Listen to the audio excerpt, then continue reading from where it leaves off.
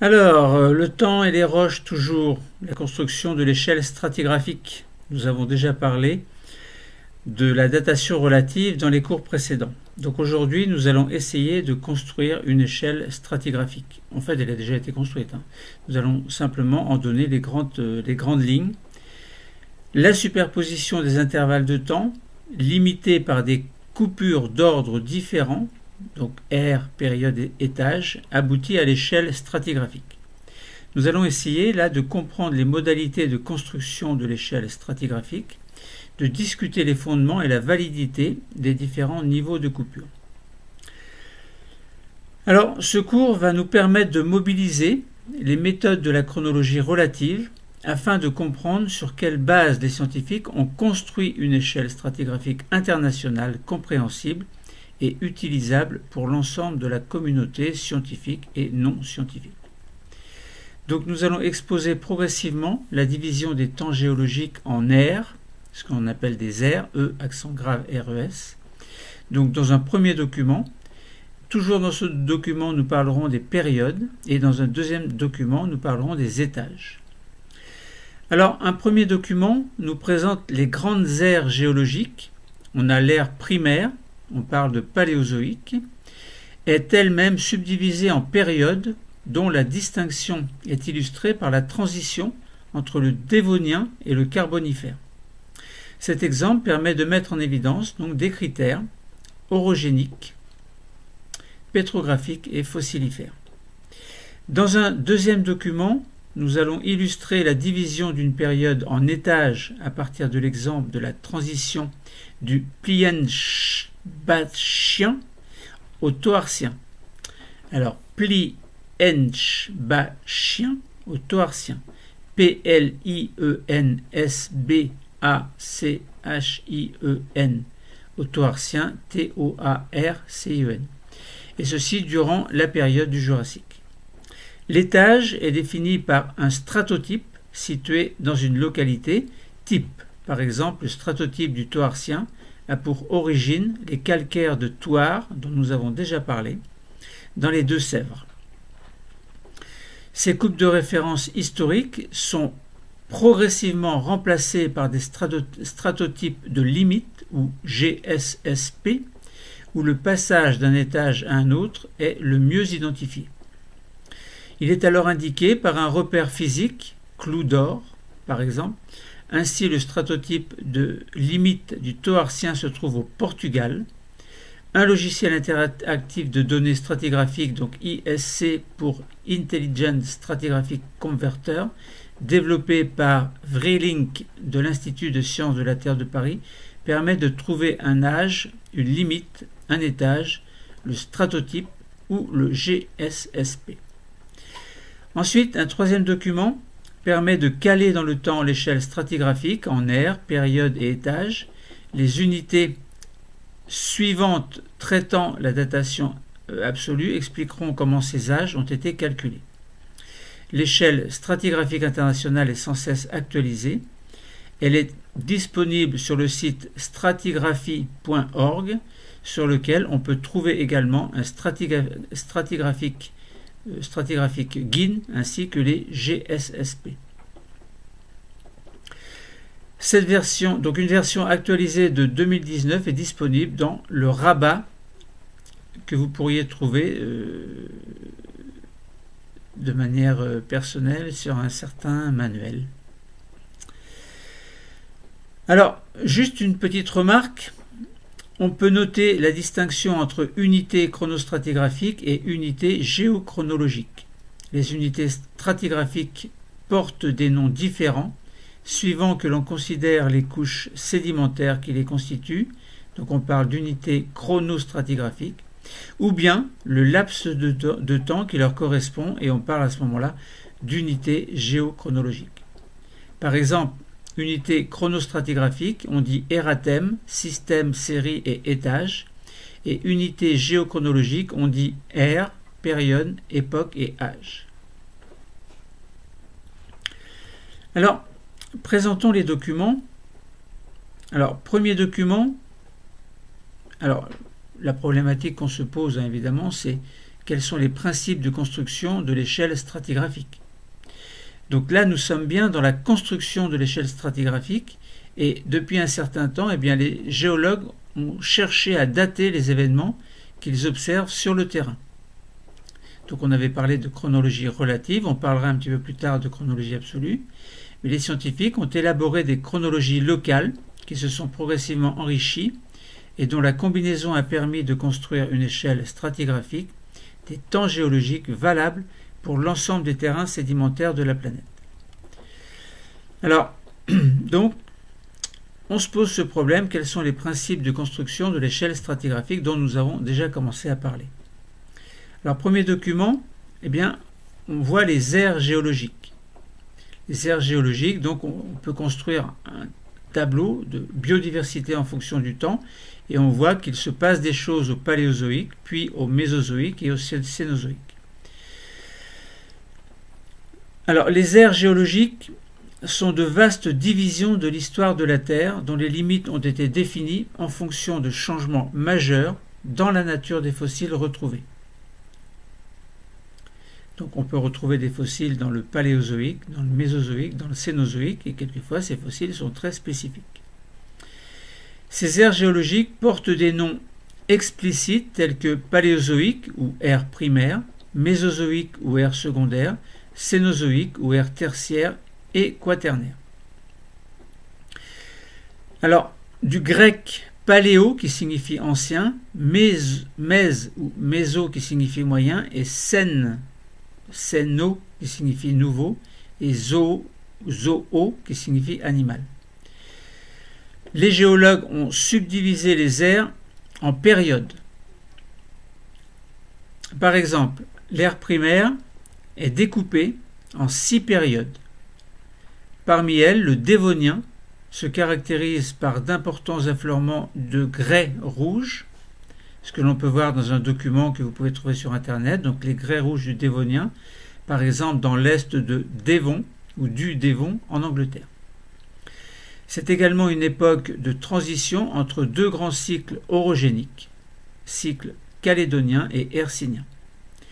La période suivante a été nommée Carbonifère en raison de sa richesse en roches productrices de charbon. Donc c'est ce que vous pouvez voir dans un affleurement de houille du Carbonifère de Graisse-Sac dans l'Hérault, par exemple. C'est une période d'orogénèse active et en Europe, c'est au cours de cette période que se forme la chaîne hercynienne, donc que l'on verra un petit peu plus loin. Alors, vous pouvez vous amuser dans un document donc, qui s'appelle la transition dévonien-carbonifère de quelques groupes d'espèces marines. Donc, vous amusez à retenir les noms avec quelques associations. Par exemple, on peut trouver au Carbonifère Simnoriiforme, Chondrichtien, et puis à la limite entre Dévonien et Carbonifère, on pourrait trouver les placodermes, et au Dévonien, on pourrait trouver, à la limite entre les deux, je veux dire entre Carbonifère et Dévonien, on peut trouver les Chondrichtiens, par exemple. Au Dévonien, on pourrait trouver les Pteraspidomorphes, les Stromatopores, les placodermes. Bon, il y en aurait bien d'autres également. Alors, comme activité pratique que vous pourriez faire avec votre enseignant, ce serait, par exemple, à partir d'une banque de données Sepkoski, pas facile à prononcer, S-E-P-K-O-S-K-I, alors Sepkoski, compile, donc la banque de données, donc compile des informations sur plus de 30 000 genres de fossiles au niveau mondial. Cette référence pour l'étude de la paléobiodiversité est disponible en ligne à l'aide des données de la banque, d'un tableur et de l'échelle stratigraphique internationale que vous pouvez trouver sur Internet ou sur le rabat d'un certain manuel scolaire. Alors, qu'est-ce que vous allez faire? Eh bien, vous allez tracer l'évolution de la biodiversité au cours des temps géologiques. Donc, vous pourrez notamment utiliser les groupes suivants: les mammifères, Mammalia, les placodermes, Placodermie, les poissons osseux, Chondrichthyes, les reptiles, reptilia, les trilobites, trilobita, les crinoïdes, crinoidea, les graptolites, graptolitina. Alors, que des noms compliqués. Et ensuite, une fois que vous avez fait ce travail, eh bien, vous pouvez déterminer le rôle de ces groupes d'espèces fossiles dans la délimitation des périodes géologiques dont nous allons parler tout à l'heure. Alors, ensuite, vous allez pouvoir, ou nous allons essayer de comprendre le calage de l'échelle stratigraphique dans le temps. Alors, donc, vous pouvez trouver donc plein de documents où vous allez pouvoir voir les ères, les périodes, les âges, les étages et les âges des différents étages de manière plus précise. Concernant les ères, donc on a le Cénozoïque, le Mésozoïque, le Paléozoïque, le Protérozoïque. Alors protéro du grec premier et zoo qui signifie animal. Et avant le Protérozoïque, on avait l'Archéen et encore avant Adéen. Alors Adéen, en millions d'années, donc ça fait 4600 millions d'années. L'Archéen, donc limite entre les deux, Archéen et Adéen, ce serait 4000 millions d'années. Ensuite, on aurait limite entre Protérozoïque et Paléozoïque, ce serait le début du Cambrien, il y a moins 541 millions d'années. On aurait ensuite, donc, alors ça ce sont les périodes, Cambrien, Ordovicien, Silurien, Dévonien, Carbonifère, Permien. Ça c'est au Paléozoïque, donc à l'ère Paléozoïque, et les périodes, c'est ce que je viens de vous dire, Cambrien, Ordovicien, Silurien, Dévonien, Carbonifère, Permien. Ensuite, l'ère suivante, ce sera l'ère Mésozoïque, avec les périodes qui seraient Trias, Jurassique, Crétacé. Puis, après le Mésozoïque, on aurait le Cénozoïque, avec comme période le Crétacé, pas le Crétacé qui est au Mésozoïque, mais le Paléogène, puis le Néogène et le Quaternaire. Alors bien sûr, entre les deux, donc on a des âges. Je ne vais pas vous donner tous les âges, mais par exemple, entre le donc au Mésozoïque, vous auriez la période Trias et au Paléozoïque, la période Permien. Eh bien, la limite entre le Permien et le Trias serait à moins 250 millions d'années. Et ces fameux 65-66 millions d'années qui ont conduit à l'extinction des dinosaures seraient une limite entre le Mésozoïque et le Cénozoïque, plus précisément, donc ils sont des ères, plus précisément limite entre des périodes qui s'appellent Crétacé et Paléogène. Donc la limite entre les deux permet la séparation du Crétacé et du Paléogène, le Crétacé étant au Mésozoïque et le Paléogène étant au Cénozoïque. Alors, si on voulait agrandir un petit peu plus l'échelle, donc affiner un peu comme si on regardait avec une loupe entre le Trias et le Jurassique, donc qui sont deux périodes qui font partie du Mésozoïque, eh bien on aurait donc au niveau du Jurassique inférieur, donc qui serait du Mésozoïque, donc au-dessus du Trias, on aurait le Jurassique, et bien au Jurassique inférieur, on aurait les étages suivants: Toarcien, Pliensbachien, Sinémurien et Étangien. Donc il s'étalerait entre 201 millions d'années et 182 millions d'années pour le Pliensbachien et le début du Toarcien. Alors voilà, donc c'est un peu compliqué, mais bon, ça reflète un petit peu ce que le travail, donc ça reflète beaucoup le travail des scientifiques, évidemment. Ce que je dis, ça sert strictement à rien. Donc on a les ères, les périodes, les âges et les étages. L'échelle stratigraphique, patiemment construite par des générations de géologues, nous indique dans quel ordre chronologique les événements de l'histoire de la Terre se sont produits, mais elle ne donne aucune indication sur les âges, les durées ou les vitesses de ces événements. Et grâce à l'utilisation de chronomètres géologiques, que l'on verra dans les unités suivantes par chronologie absolue, eh bien, donc je disais, grâce à l'utilisation de chronomètres géologiques, les limites stratigraphiques des ères, des périodes et des étages peuvent être datées et l'échelle stratigraphique calée dans le temps. Même si ce calage fait encore l'objet de nombreux travaux et d'ajustements réguliers, il apparaît que l'histoire de la Terre s'inscrit dans un temps très long, dont l'unité de mesure couramment utilisée est le million d'années, ou grand M petit a. L'échelle stratigraphique détaillée est trouvée facilement sur Internet ou à la fin d'un certain manuel scolaire. Alors, maintenant, reprécisons un petit peu ce dont nous avons parlé tout à l'heure. Nous avons vu dans un document, le premier document 1A dont nous avons parlé, qu'on nous présentait les aires géologiques. Le graphique indiquait une estimation de la biodiversité en fonction de leur chronologie, et plus une ère est récente, plus sa biodiversité connue est importante. Une remarque, c'est que la quantification de la biodiversité de base sur les fossiles découverts, donc il existe une quantification de la biodiversité qui se base sur les fossiles découverts. Or, plus une ère est ancienne, moins ses archives fossiles sont conservées. Il serait donc imprudent d'en déduire que la biodiversité augmente au cours des temps géologiques. Chaque ère se distingue de la suivante par sa biodiversité. L'étymologie permet de comprendre que leur définition repose sur la présence d'êtres vivants, donc paléo par exemple qui signifie ancien, zoo qui signifie animal, etc. Les aires géologiques ont donc été fondées principalement sur la succession des formes fossiles qu'elles renferment, d'où l'importance de la chronologie relative en utilisant les fossiles biostratigraphiques dont nous avons parlé dans les cours précédents. Les aires, quant à elles, sont subdivisées en périodes.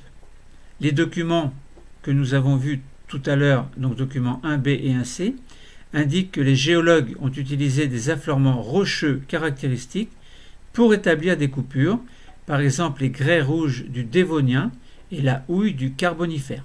Nous en avons parlé tout à l'heure. Ils se sont également servis de cycles orogéniques, c'est-à-dire de grands cycles, par exemple les cycles calédoniens et hercyniens, pour le Dévonien.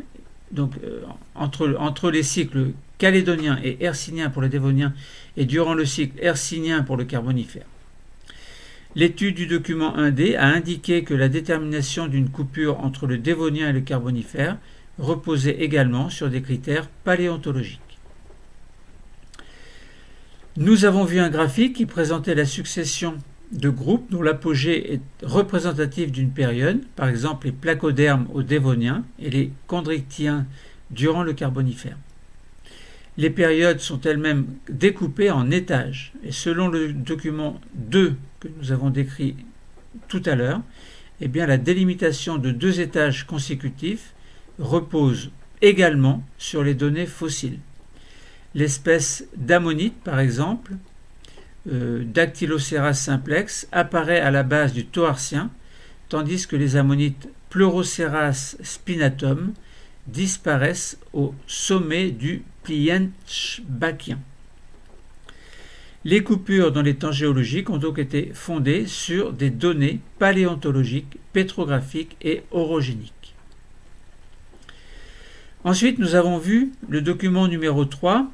Donc, selon ce document, eh bien, l'ère cénozoïque a duré 66 millions d'années, l'ère mésozoïque 185 millions d'années et l'ère paléozoïque 289 ou 290 millions d'années.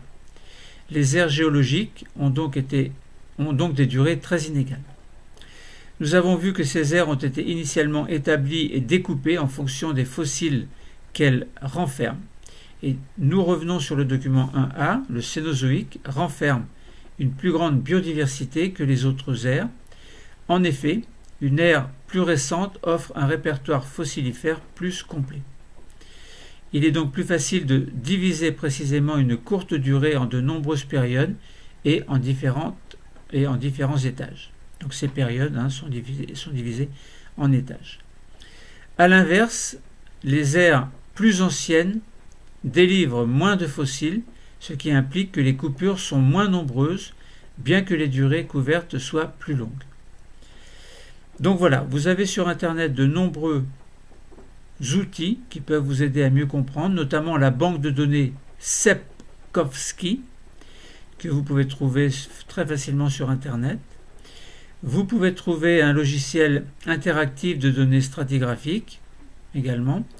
Et puis pour davantage de précision sur les unités chronostratigraphiques et les unités géochronologiques, vous avez un manuel qui s'appelle Éléments de géologie de M. Renard et Lagabriel, E. Martin et Raphaël Célis dans les éditions Duno. Édition Duno. Donc voilà, donc ce cours, bon, il n'est peut-être pas facile à comprendre évidemment. Nous avons essayé de construire, nous n'avons pas construit, mais nous avons essayé de comprendre la construction de l'échelle stratigraphique, chose qui n'est pas aisée du tout et qui, pour le rappel, permet de caler, le calage d'une échelle stratigraphique dans le temps. Je répète, peut-être, je ne dis pas c'est le plus important, mais le résultat, c'est qu'on a les aires avec l'Adéen, l'Archéen, le Protérozoïque, le Paléozoïque, le Mésozoïque, le Cénozoïque. Ensuite, on a les périodes. Alors, pour l'Adéen, l'Archéen et le Protérozoïque, on n'a pas donné de période dans mon exemple de cours, mais à partir du Paléozoïque, on a le Cambrien, donc une période, l'Ordovicien, le Silurien, le Dévonien, le Carbonifère, le Permien. Ensuite, on bascule sur le Mésozoïque avec comme période, alors ère mésozoïque, avec comme période le Trias, le Jurassique et le Crétacé. Puis, on bascule sur le Cénozoïque avec le Paléogène, le Néogène, le Quaternaire, qui sont des périodes. Donc voilà, je pense que nous avons de manière très simple répondu au problème, peut-être un peu rapide, concernant ces principes de construction de l'échelle stratigraphique à travers la construction de grandes subdivisions dans les temps géologiques, à travers les étages géologiques avec des unités fondamentales de l'échelle stratigraphique, et ensuite nous avons pu caler l'échelle stratigraphique dans le temps. Voilà. Le cours est terminé. Merci.